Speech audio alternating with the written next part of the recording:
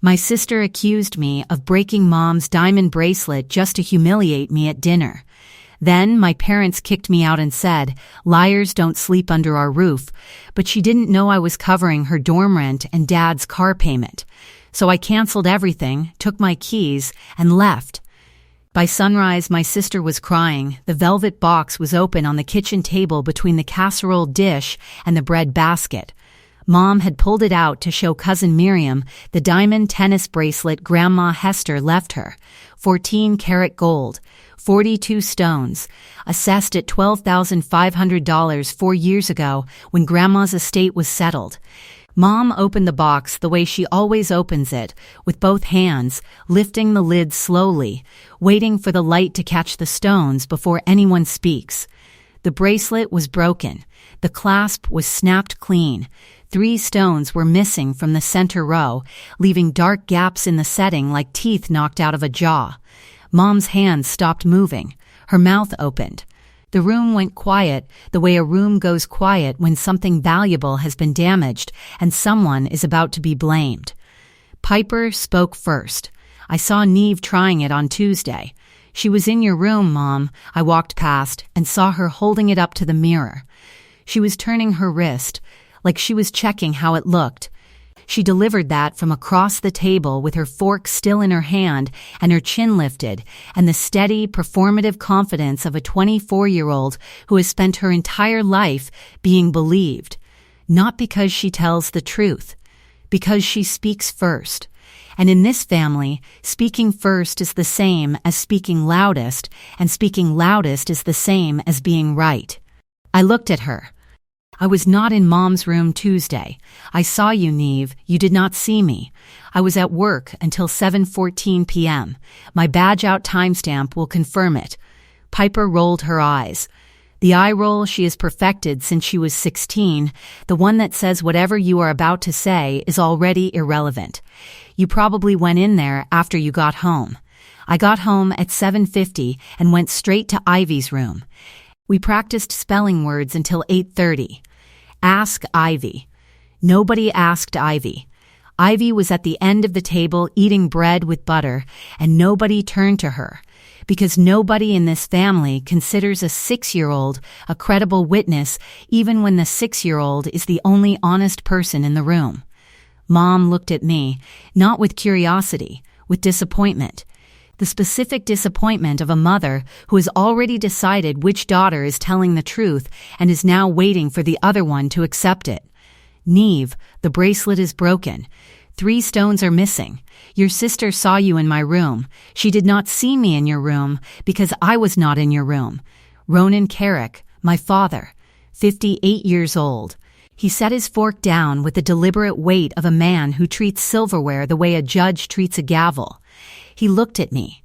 "You have been living in my house for a year and a half because you could not keep a marriage together. You work at a shipping company answering phones. You broke your mother's bracelet because you wanted to feel like you owned something valuable for 5 minutes. His jaw tightened. "Liars do not sleep under my roof. Pack your bag and take your daughter with you." I almost flipped the table. Almost put both hands under the edge and sent the casserole and the bread basket and the velvet box and the glasses and the silverware across the kitchen floor. But Ivy was at the end of the table with her bread and her milk and her eyes on me.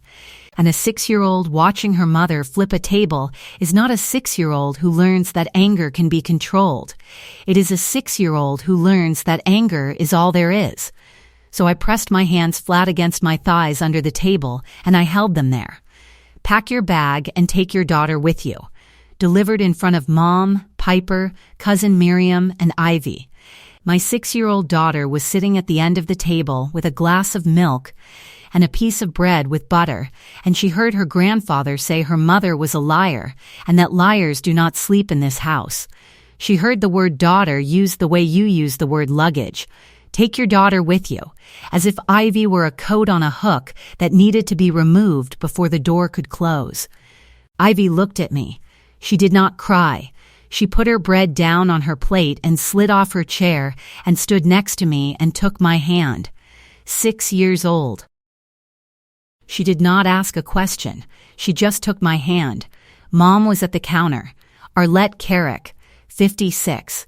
She did not defend me. She did not question Piper. She closed the velvet box and held it against her chest and looked at the table and said nothing. Her silence was her vote. Miriam was at the far end of the table with her water glass in her hand, frozen, watching the way a person watches a car accident from the sidewalk.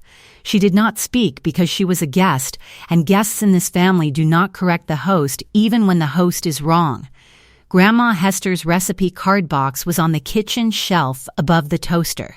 Small, wooden, brass hinges, filled with handwritten cards in Grandma's looping cursive. Grandma left it to me in her will. Specifically to me. To Neve, who cooked with me every Sunday and never once needed to be asked twice to wash the dishes. Mom had kept it in the family kitchen for 4 years, claiming it belongs where the family cooks. The family does not cook. Mom heats casseroles. Piper orders delivery. I am the only person who has opened that box since Grandma died. I picked it up. I put it in my bag.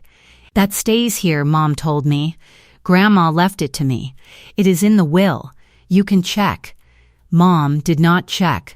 She did not move. I put the recipe box in my shoulder bag next to my phone and my wallet and the emergency $200 in cash I keep folded behind my driver's license because I have been a single mother for 18 months and single mothers keep emergency cash the way other people keep breath mints. I walked to Ivy's room. I packed her purple backpack, 2 changes of clothes, her stuffed rabbit, her toothbrush, her spelling notebook. I did not pack slowly. I did not pack with tears. I packed with the mechanical efficiency of a logistics coordinator who has rerouted a shipment before and knows that the critical step is not the emotion, it is the timeline. Ivy stood in the doorway holding my hand. Mama, where are we going? To the car. Then somewhere safe. Are we coming back? I looked at her. At the purple backpack. At the hallway where the Ring camera I installed 4 months ago was mounted above the smoke detector, blinking its small blue light. I had installed it in March after 3 Amazon packages were stolen from the front porch. The camera pointed down the upstairs hallway. It captured the doors to Mom's bedroom, Piper's bedroom, and mine. It recorded 24 hours a day to a cloud account on my phone. No, baby, we are not coming back. We walked out. Nobody followed us. Nobody stood on the porch. Nobody said wait. The front door closed behind us and the porch light was off and the driveway was dark and Ivy climbed into her booster seat in the back seat of my Honda and buckled herself in because she has been buckling herself since she was 5, and I taught her that independence is a thing. You practice in small pieces. I drove to the Walgreens on Independence Boulevard and parked under a light pole and turned off the engine. It was 11:14 p.m. The lot was mostly empty. A pharmacy tech walked to her car 2 spaces over and glanced at us and then looked away because a woman sitting in a car with a child asleep in the back seat at 11 p.m. is either fine or is in the kind of trouble that a stranger cannot help with. Ivy fell asleep in 4 minutes. Her rabbit was under her chin. Her spelling notebook was open on her lap to the page where she had circled the word enough with a red crayon. She got it right on the test. I found that out the next day when her teacher emailed me the scores.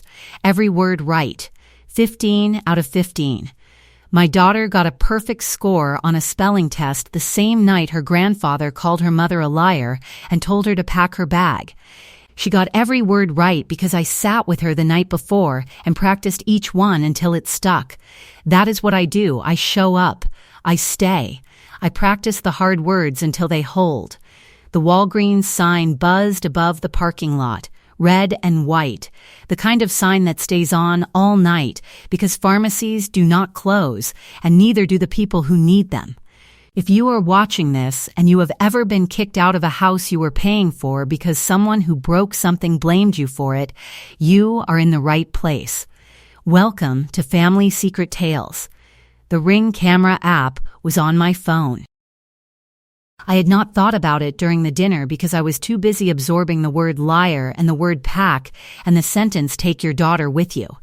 But sitting in the Walgreens parking lot with my daughter asleep behind me and Grandma's recipe box in the bag on the passenger seat, the blue light of that camera blinked in my memory. The camera. The hallway. The doors. I opened the Ring app. I scrolled to Thursday. Not Thursday evening when the accusation happened. Thursday morning. Early morning. The hours when the house was supposed to be asleep and the hallway was supposed to be empty. The footage was time-stamped and clear. The upstairs hallway was dark except for the nightlight near the bathroom, the small plug-in butterfly nightlight that Ivy picked out because she said butterflies do not sleep and neither does the hallway. At 2:17 a.m., Mom's bedroom door opened from the inside. Piper stepped out in her Kappa formal dress, barefoot, her heels in one hand. She walked 3 steps to Mom's door, pushed it open, and went inside. The motion sensor logged the activation. Timestamp 2:17:04 a.m. At 2:23 a.m., Piper came out. The dress was the same, the heels were in the same hand, but her right hand was closed around something small. She walked quickly to her room and shut the door behind her. She did not look up. She did not glance at the camera because she did not know it existed. Nobody in the family knew about the Ring camera except me, because I installed it, I configured it, I paid the $3.99 monthly cloud subscription, and I never mentioned it because I installed it for packages, not for family surveillance. Between 2:17 a.m. and 6:30 a.m., my bedroom door did not open. The motion log confirmed 0 activations. 0, my door was closed. I was inside with Ivy. We were asleep. The camera saw everything that moved in that hallway, and the one thing it did not see was me. Piper entered Mom's room at 2:17 a.m. and came out holding something at 2:23 a.m. I never opened my door all night. The footage was clean and time-stamped and stored on a cloud server that Piper did not know existed. I saved the clips. I bookmarked the timestamps. I sat in the Walgreens parking lot and breathed. Then I checked Piper's Snapchat. Her account was public because she is 24 and believes visibility is currency. I scrolled to her story from that night. Thursday, posted at 3:04 a.m. Piper, at the after party, wearing the bracelet. On her right wrist, the clasp was taped with a piece of clear Scotch tape she must have found in Mom's drawer. The tape was visible, and 3 stones were missing. The center row had 3 dark gaps. The bracelet was on her wrist, broken at an after-party, while the woman she would blame 6 hours later was asleep in a room whose door never opened. I screenshotted every frame. I called Opal. Opal Reed. 54. My boss at Piedmont Freight Solutions. She had hired me as an entry-level dispatcher 7 years ago when I was 25 and had no logistics experience and a 2-month-old daughter and a marriage that was already cracking. She saw something in me that I did not see in myself, the ability to manage chaos without losing the timeline. She promoted me to logistics coordinator in 2022 when I rerouted a $340,000 pharmaceutical shipment during Hurricane Ian and saved the client $82,000 in spoilage claims. She had been through a family exile herself 15 years ago, when her brother accused her of mismanaging their father's estate. She understood the architecture of a family that kicks out the person holding the building up.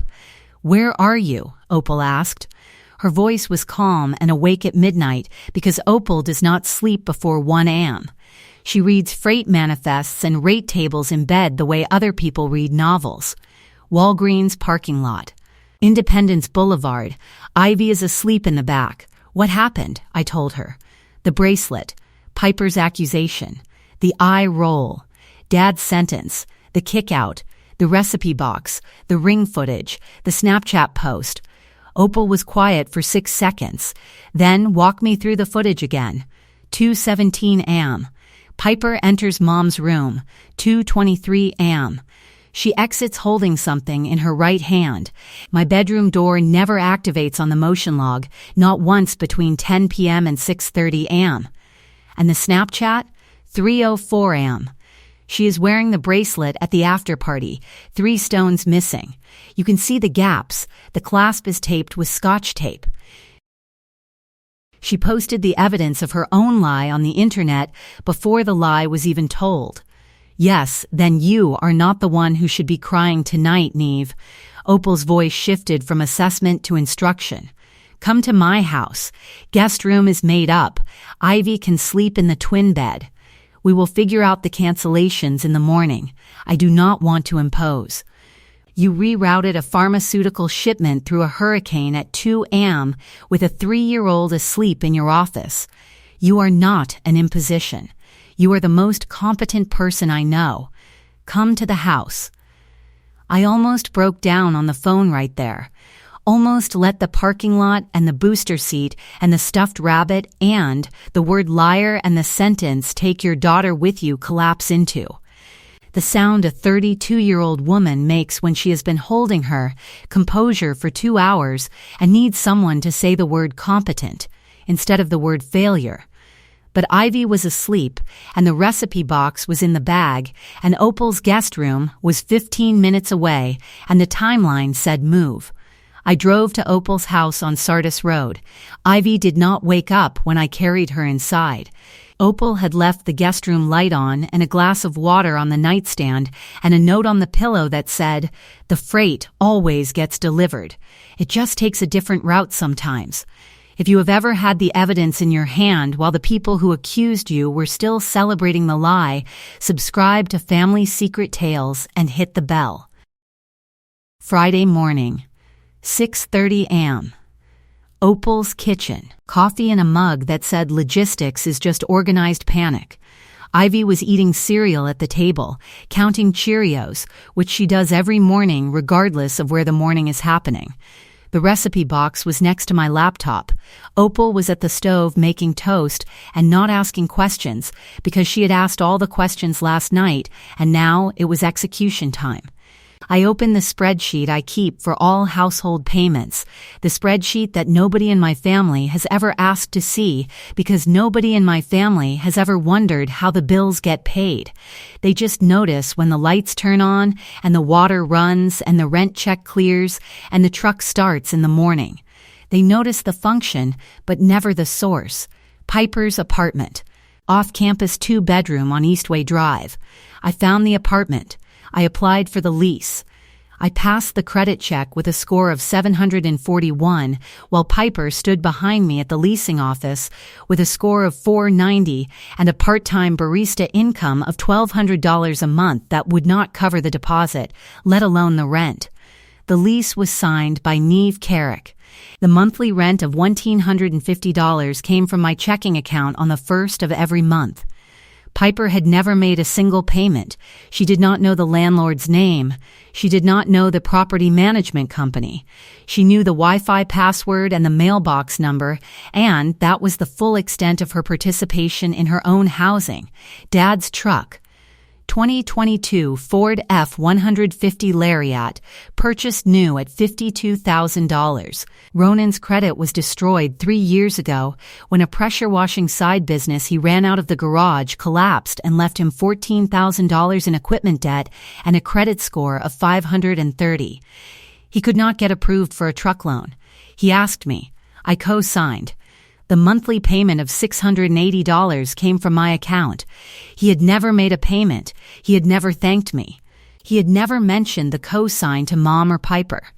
As far as the family knew, Ronan Carrick bought his own truck. Household utilities. Water, $95 month. Electric, $160 month.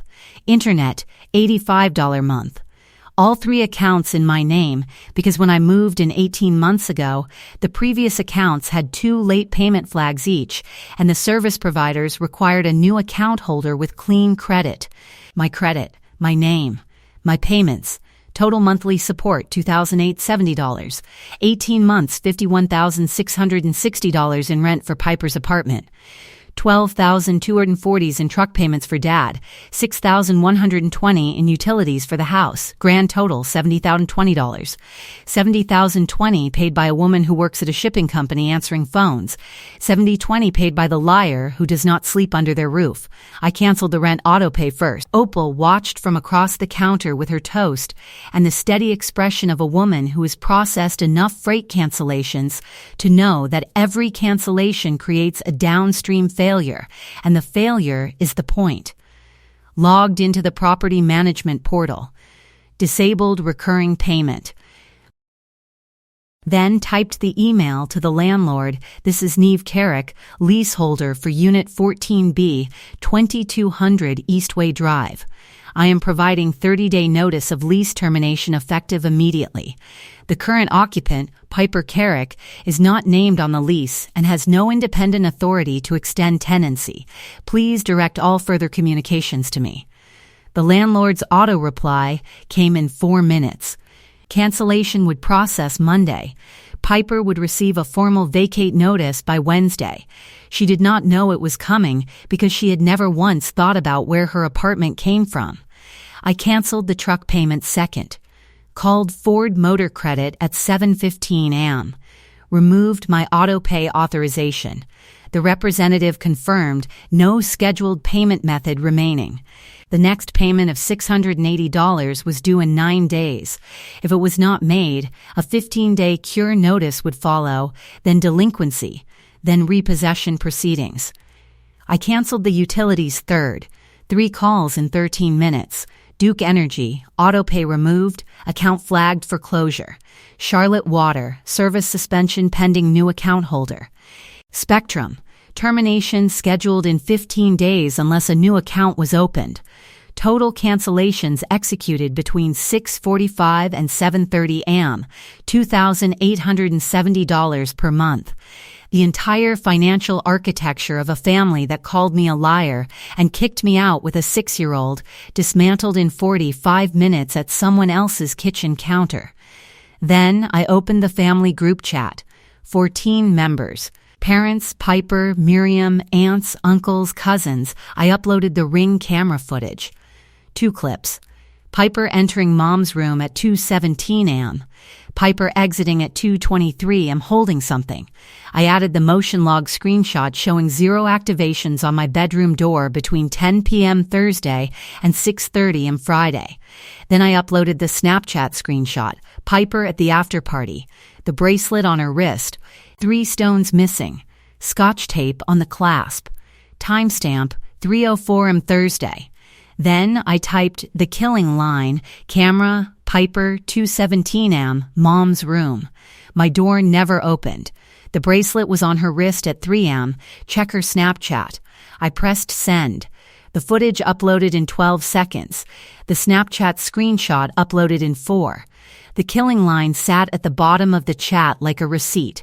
Then I put my phone face down on Opal's kitchen counter and poured a second cup of coffee and sat at the table with Ivy and watched her eat Cheerios one at a time because she likes to count them and she was on 47 and she needed to get to 50 before she would take a drink of orange juice. Opal was at the counter reading the Friday Dispatch manifest, highlighting 2 reroutes in yellow and 1 delay in red.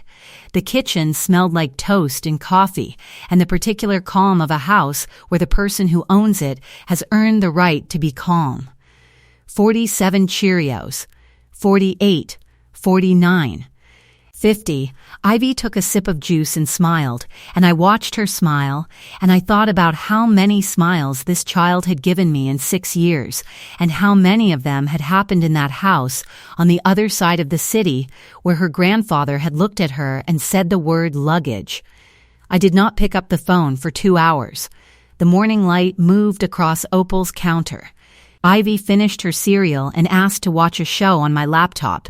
Opal put the Dispatch manifest down and refilled my coffee without being asked and sat across from me and said, "The first 24 hours are the hardest. After that, the route is clear."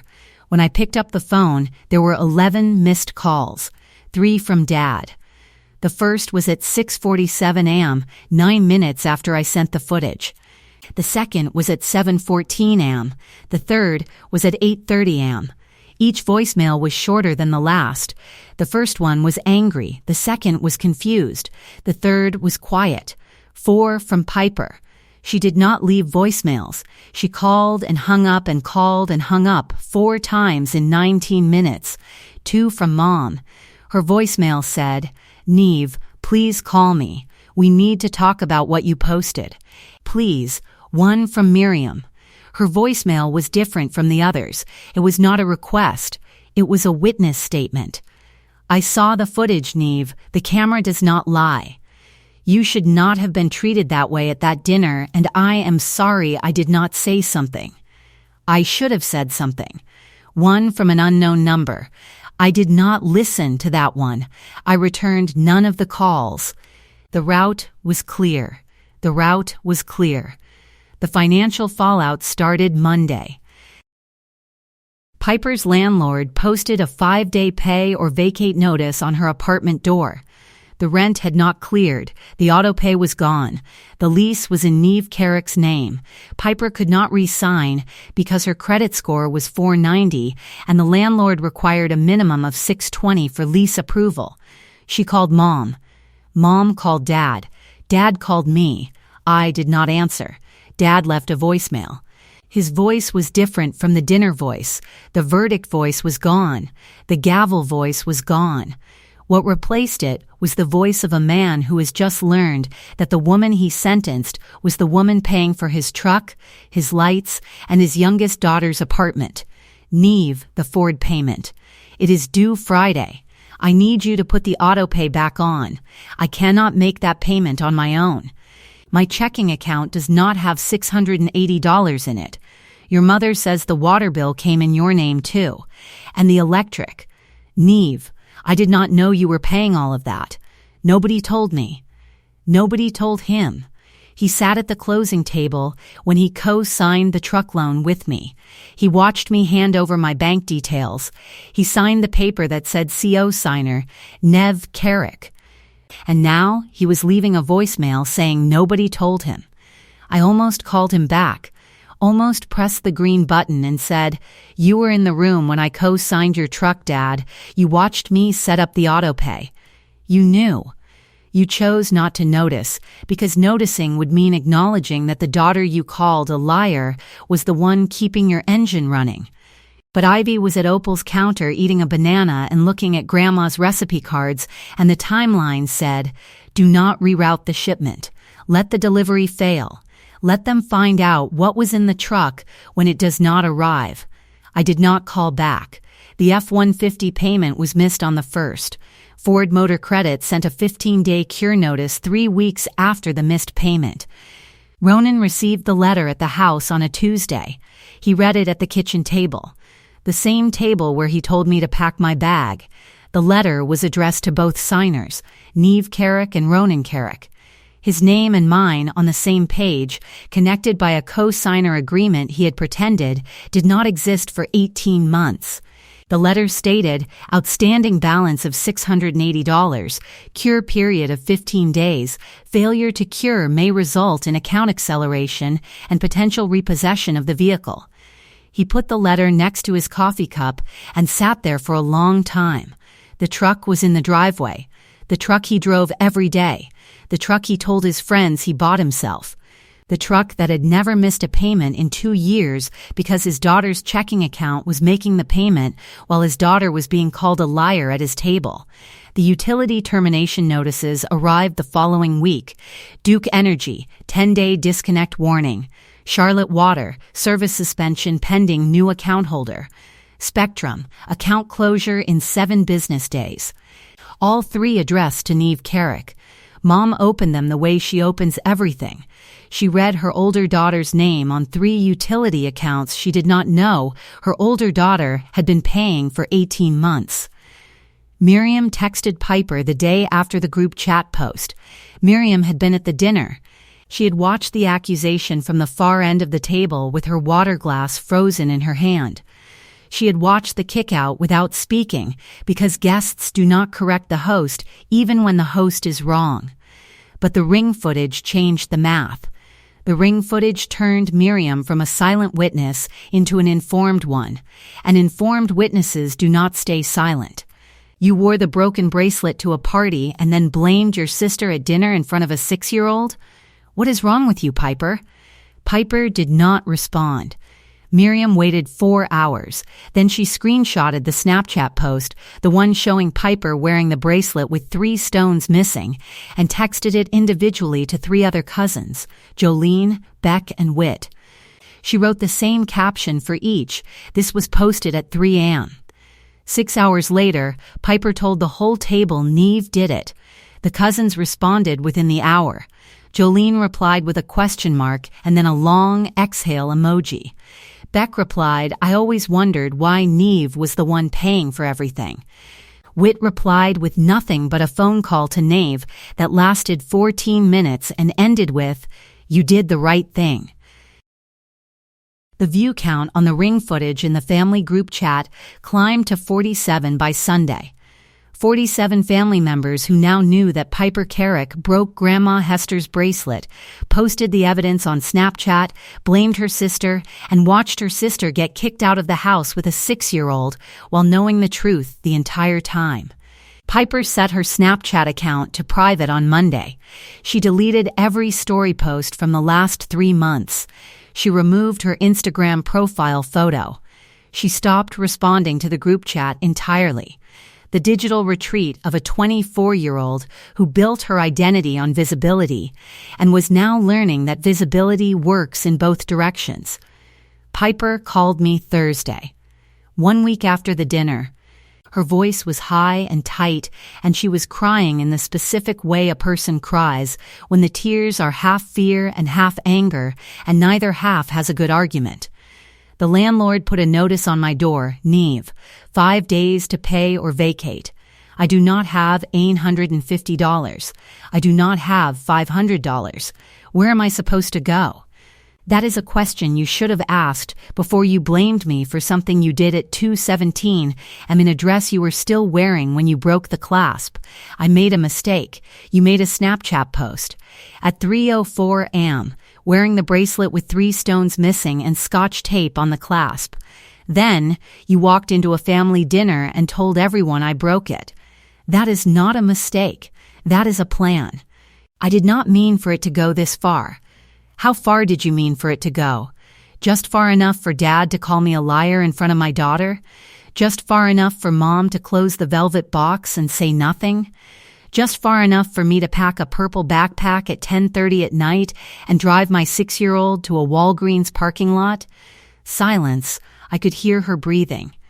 I could hear the apartment she was about to lose because the lease had my name on it and my name was no longer paying. You told a room full of people that I broke Mom's bracelet. You looked at my face and lied. You let Dad kick me out of a house I was paying $2,870 a month to keep running. You let my 6-year-old daughter hear her grandfather call her mother a liar and tell her to pack her bag. You meant every word, Piper. The only thing you did not mean was getting caught. Can you at least keep the lease open? I will find a way to pay. Your credit score is 490. Your income is $1,200 a month. The rent is $1,850. The math does not work, Piper. It never worked. The only reason you had an apartment at all is because my name was on the dotted line and my checking account was making the payments. You knew that. You just chose not to think about it while you were calling me a failure. She hung up. Mom called 3 weeks after the dinner, a Sunday morning. Her voice was soft and careful and wrapped in the language of reconciliation that does not include the word sorry. Neve, the bracelet has been repaired. The jeweler found all 3 stones in Piper's jewelry box. She admitted she broke it. She admitted she wore it to the party. She admitted the Snapchat post. Your father knows. We all know now. You knew at the dinner table, Mom. You looked at me and you closed the velvet box and you said nothing. I did not know at the dinner table. Piper was convincing. Piper is always convincing. That is the problem. She has been convincing for 24 years, and you have been believing her for 24 years, and the cost of that belief is always paid by someone else. This time it was paid by me and a 6-year-old in a Walgreens parking lot at 11 o'clock at night. Mom's breathing changed. "Can you please come home? We can forget this happened." The door is open. Ivy's room is exactly how she left it. The purple pillowcase is still on the bed. The purple pillowcase. Ivy's favorite. She had picked it out at Walmart 3 months after moving in. It had small white butterflies on it. She loved it.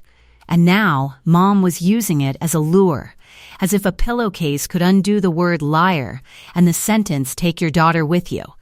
"You are asking me to forget, Mom, not to forgive. You want me to walk back into that house and pretend the dinner did not happen, and pretend the kickout did not happen, and pretend the parking lot did not happen. You want me to go back to paying $2,870 a month and being invisible and being grateful and being the person who handles the room. That is not what I am asking. That is exactly what you are asking. You want the payments to resume. You want the lights to stay on and the truck to keep running and Piper to have an apartment. You do not want me home, Mom. You want my checking account home." Silence, 7 seconds. "The bracelet can be fixed, Neve," Mom whispered. "The family can be fixed. The bracelet can be fixed. The family can be fixed."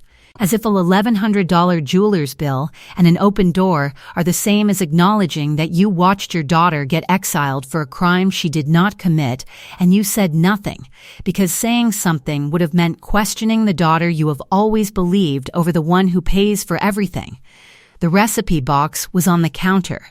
Grandma Hester's handwriting. Blue ink. Faded loops.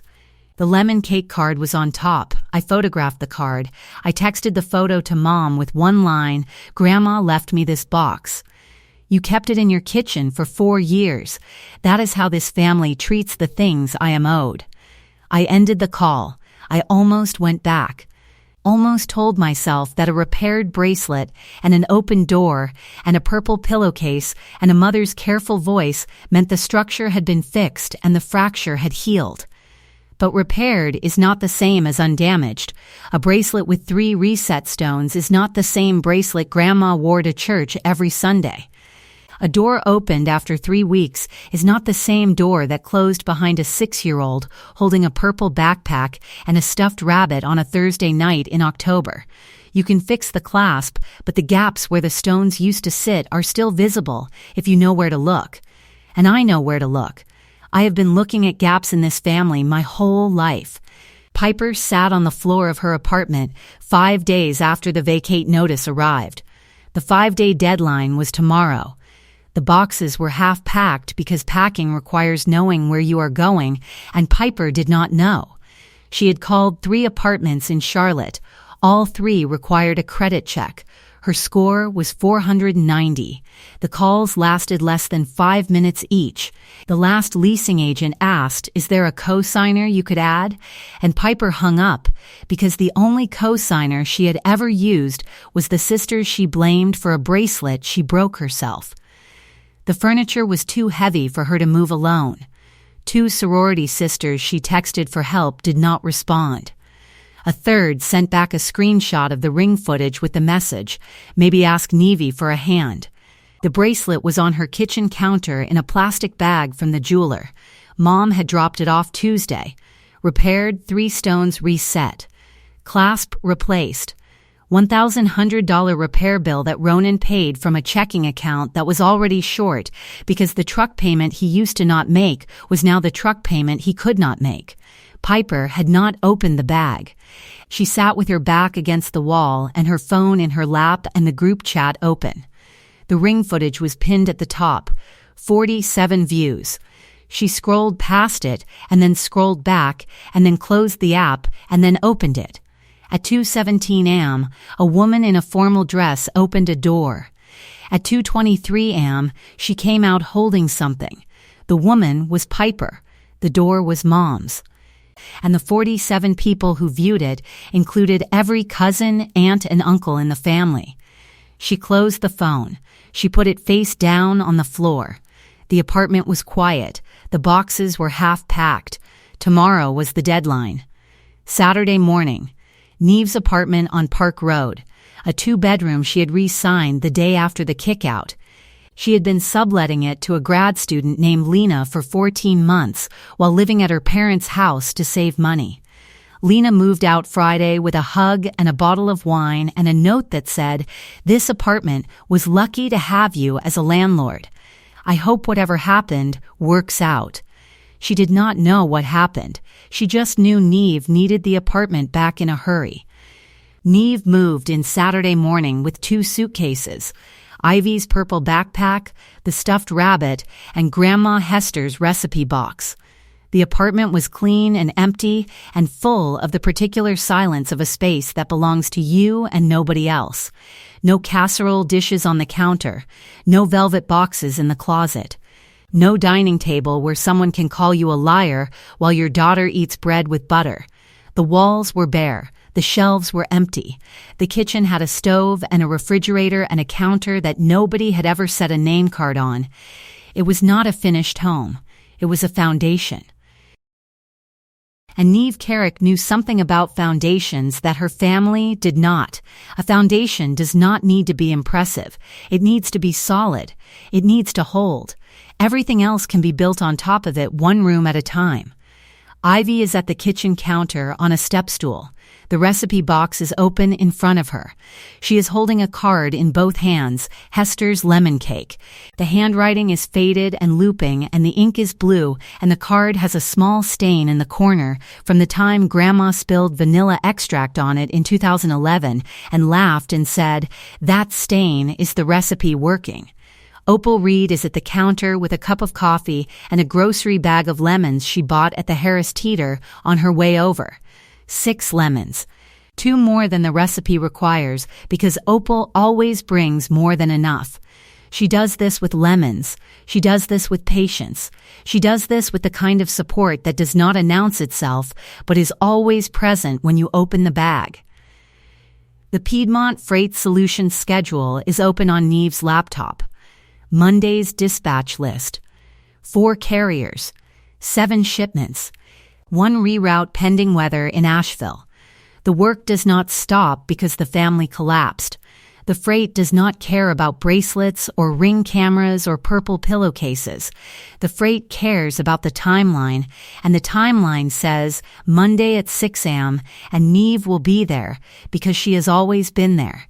That is what logistics coordinators do. They make sure the shipment arrives even when the route falls apart. Ivy looks up from the card. "Mama, can we make this one?" Neve looks at her daughter on the step stool, at the recipe box Grandma left her, at the lemons Opal brought, at the apartment that is hers, at the counter where nobody will ever tell her to pack her bag or call her a liar or use the word daughter the way you use the word luggage. "We can make every one in that box, baby." Opal sets a lemon on the counter in front of Ivy. Ivy picks it up and holds it to her nose and smells it and grins. The grin of a 6-year-old who does not know about leases and auto-pay and co-signer agreements. The grin of a child who knows that her mother is standing next to her and there are lemons on the counter and a recipe in her hands, and that is enough. The recipe box catches the morning light. Wooden brass hinges, handwritten cards in faded blue ink from a woman who cooked every Sunday with the granddaughter who washed the dishes without being asked twice and left the box to the right one. If you have ever started over in an empty apartment with a recipe box and a 6-year-old and a bag of lemons and known that the foundation you are standing on is yours, subscribe to Family Secret Tales.